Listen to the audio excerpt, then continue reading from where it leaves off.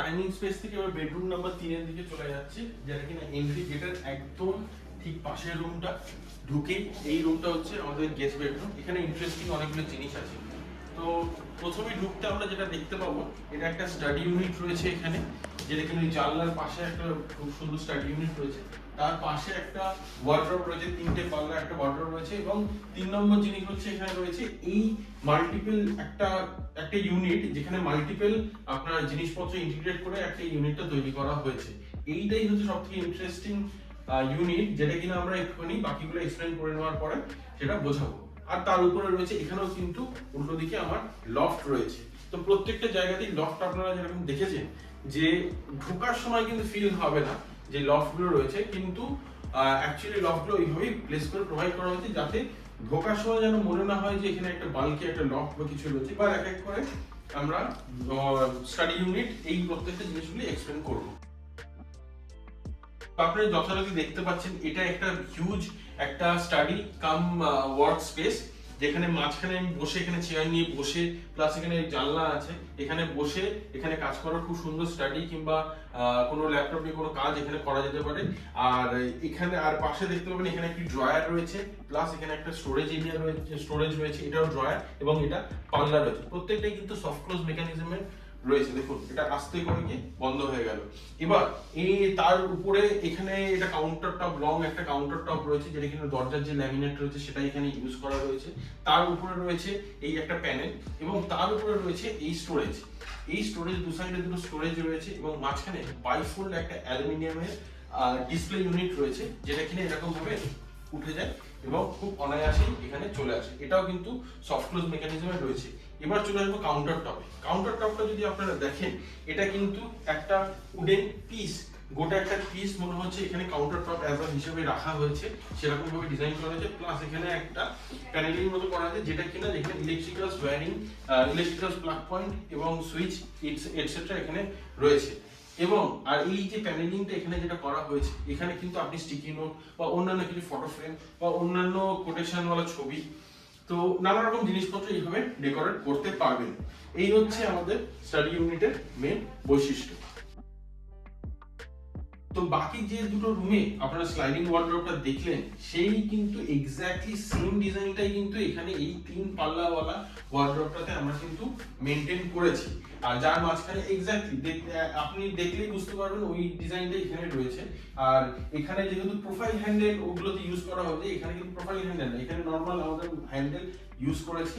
আর এটা খুললে আপনি দেখতে পাবেন এখানে একটা বড় লং একটা ড্রয়ার রয়েছে, এবং তার উপরে হিউজ একটা জায়গা রয়েছে যেখানে কিনা জামা কাপড় ঝুলিয়ে রাখা যেতে পারে।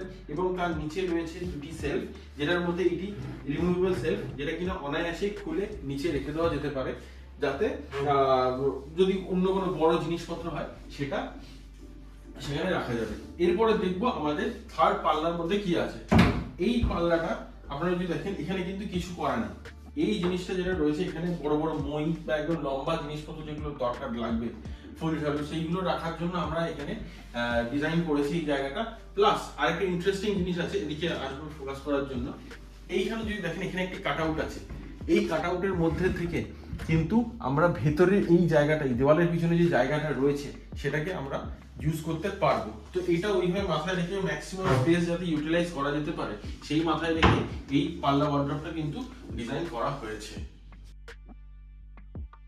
এরপর আমরা সবথেকে এই ফ্ল্যাটের সবথেকে ইন্টারেস্টিং যে ইউনিটটা সেটা দেখব। এই হচ্ছে সেই ইউনিট যেখানে 3টে ইউনিটকে কম্বাইন করে একসাথে একটা ইউনিট করা হয়েছে। আমরা যদি একদম বাঁ দিক থেকে শুরু করি, এখানে একটা ডিসপ্লে ইউনিট রয়েছে, তারপরে রয়েছে ভার্টিক্যাল বেড, এবং তার পাশে রয়েছে মন্দির ইউনিট। তো প্রথমে আমরা ডিসপ্লে ইউনিটটাকে এক্সপ্লেন করব। ডিসপ্লে ইউনিটটা যদি আপনি দেখেন, একদম নিচে রয়েছে আমাদের এখানে দুটি ড্রয়ার রয়েছে, তার উপরে রয়েছে একটি ওপেন ইউনিট, যেখানে কিনা কোনো ডিসপ্লে আইটেম আপনি এখানে খুব অনায়াসেই রাখতে পারবেন। এবং তার উপরে রয়েছে একটি সুইচ প্যানেল, যেটা কিনা ইলেকট্রিক্যাল কন্ট্রোল করার জন্য এখানে মন্দির ইউনিটের সব লাইটগুলো এখানেই দেওয়া রয়েছে। এবং তার উপরে রয়েছে যে ডিসপ্লে ইউনিটটা, যেটা কিনা অ্যালুমিনিয়াম প্রোফাইল শাটার ইউজ করে করা হয়েছে। এবং এখানে আপনি দেখতে পাচ্ছেন গ্লাস সেলফ রয়েছে, এখানেও জিনিসপত্র রাখলে কিন্তু খুবই সুন্দর লাগবে, কারণ উপর থেকে একটা সুন্দর একটা আলো প্রোভাইড করা হয়েছে। এরপর চলে আসছি মোস্ট ইন্টারেস্টিং পার্টে, ভার্টিক্যাল বেড। এটা কিন্তু অনায়াসেই খুব উপর থেকে নিচে এক হাতে পুরো এরকম ভাবে পুরো জিনিসটা নিচে চলে আসে। এই হচ্ছে আমাদের ভার্টিক্যাল বেড। তো এইটার পিছনেও কিন্তু স্টোরেজ রয়েছে, আপনারা যদি দেখতে পারেন এখানে কিন্তু স্টোরেজ রয়েছে, এবং এর সাথে প্রয়োজনে কিন্তু আপনার একটা চার্জিং সকেট এখানে প্রোভাইড করা হয়েছে, যেটা রাত্রিবেলা ধরুন রাত্রিবেলাও কি অন্যান্য কোনো টাইমে ফোন যদি চার্জ করার প্রয়োজন হয় এখানে কিন্তু অনায়াসে শুয়ে করতে পারবে। এটা তো আমরা দেখলাম ভার্টিক্যাল বেডটা কি করে আমরা নামানো হলো, এবং এখন দেখবো ভার্টিক্যাল বেডটা কি করে একদম উপরে চলে যায়। দেখুন খুব অনায়াসেই এটি একদম উপরে চলে গেল। এরপরে এই যে লেগটা যেটা আছে এটা এইভাবে এখানে চলে গেল। এটা তো আমরা বোঝালাম এখন ভার্টিক্যাল বেডটা। এরপরে আমরা যেটা দেখতে পাচ্ছি এখানে একটা জিনিস এটা উঠে রয়েছে, এই জিনিসটা হচ্ছে আয়রন টেবিল। ভার্টিক্যাল বেডটির মতোই এই যে আয়রন টেবিলটা রয়েছে সেটাও কিন্তু এক হাতে অনায়াসে চলে আসে।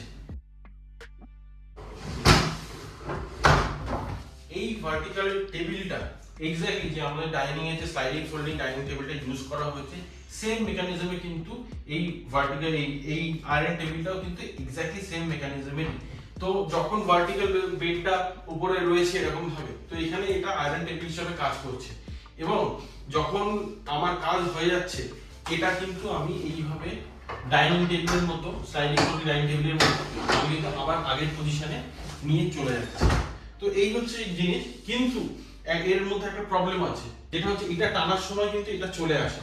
সেই জন্য আমরা এখানে একটা লকিং মেকানিজম দিয়েছি, যাতে যখন আমরা বেডটাকে উপর থেকে নামাচ্ছি তখন কিন্তু এটা যাতে না বেরিয়ে চলে আসে।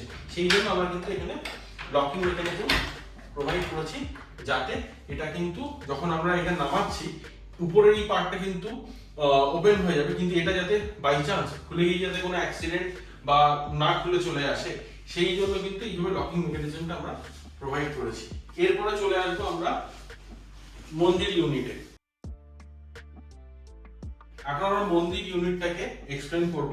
তো আমরা নিচ থেকে শুরু করি। নিচে রয়েছে ড্রয়ার, প্রোফাইল হ্যান্ডেল ইউজ করে যে ড্রয়ারের মধ্যে খুব সুন্দর করে এই ড্রয়ারটা রয়েছে। তার উপর রয়েছে মেন মন্দিরের জায়গা। মন্দিরের স্টোরেজটা কিন্তু নিচে, মন্দিরে যা জিনিসপত্র রাখা দরকার হবে সেগুলো কিন্তু নিচে দুটি ড্রয়ারের মধ্যে রাখা হবে। আর এইটা যদি দেখা যায় সব থেকে ইন্টারেস্টিং ফিচার হচ্ছে মন্দিরের এই গেট। মন্দিরের এই গেটটি এইভাবে খোলা তো হলো, কিন্তু এটা একদম ভিতর অব্দি চলে যায়, যাতে কিন্তু ম্যাক্সিমাম ভিজিবিলিটি এখানে যদি মন্দিরটা যখন পুজো করা হচ্ছে অন্যান্য যদি লোকজন থাকে তাহলে কিন্তু ম্যাক্সিমাম ভিজিবিলিটি পাবে। কিন্তু এবং এর ভিতরে এই সুন্দর জালি কাটিংটা করা রয়েছে, এবং তার পিছন থেকে একটা ডিফিউজ লাইট বেরোচ্ছে। আর এইখানে যদি একটা ঠাকুরের মূর্তি এখানে থাকে, খুব সুন্দর একটা অ্যাম্বিয়েন্স ক্রিয়েট করবে এই ওভারঅল টোটাল জিনিসটা। আর উপরেও একটা স্টোরেজ স্পেস প্রোভাইড করা হয়েছে মন্দিরের জন্য। আর এই ইউনিটের গোটা ইউনিটের আরেকটি মেন বৈশিষ্ট্য হচ্ছে নিচের এই যে জিনিসগুলো দেখতে পাচ্ছেন, স্কার্টিং গুলো দেখতে পাচ্ছেন, এগুলো কিন্তু টেনে এখানে স্টোরেজ করা রয়েছে, যাতে এক্সট্রা স্পেস মানে আমাদের একদম স্টার্টিং এর যে স্পেস গুলো রয়েছে সেগুলো যাতে ইউজ করা হয়। তো এই হচ্ছে টোটাল এই ইউনিটটার বৈশিষ্ট্য, যে এটা সবথেকে মানে তিনটে ইন্টারেস্টিং জিনিস কম্বাইন করে এই ইউনিটটা করা হয়েছে। তো এই মন্দিরের দরজাটা এইভাবে আবার আগের জায়গায় চলে যাবে।